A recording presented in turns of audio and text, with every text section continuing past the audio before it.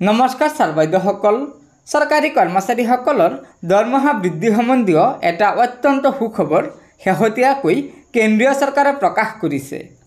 হয় ছাৰ বাইদেউসকল, চৰকাৰী কৰ্মচাৰীসকলৰ মৰ্গীয়া বানচ অৰ্থাৎ ডিএ 53% বৃদ্ধি হোৱাৰ লগে লগে চৰকাৰী কৰ্মচাৰীসকলৰ এটা বিশেষ ভাত্তা 25% বৃদ্ধি পাইছে।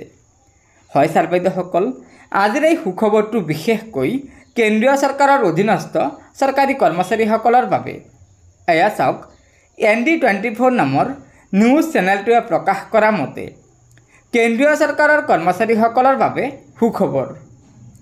53% ডিএৰ লগতে 25% বৃদ্ধি পালে কৰ্মচাৰীসকলৰ বাবে পোছাক ভাত্তা আৰু নাৰ্ছিং ভাত্তা। গতিকে ছাৰ বাইদেউসকল, এয়া নিশ্চয় কেন্দ্ৰীয় চৰকাৰৰ অধীনস্থ চৰকাৰী কৰ্মচাৰীসকলৰ বাবে এটা অত্যন্ত সুখবৰ, কিয়নো চৰকাৰী কৰ্মচাৰীসকলৰ ডিএ 53% বৃদ্ধি হোৱাৰ লগে লগে কৰ্মচাৰীসকলৰ পোছাক ভাত্তা আৰু নাৰ্ছিং ভাত্তা 25% বৃদ্ধি কৰিছে কেন্দ্ৰীয় চৰকাৰে।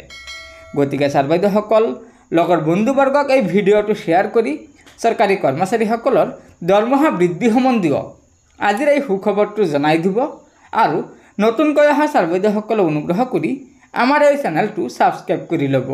ধন্যবাদ। জয় আই অসম।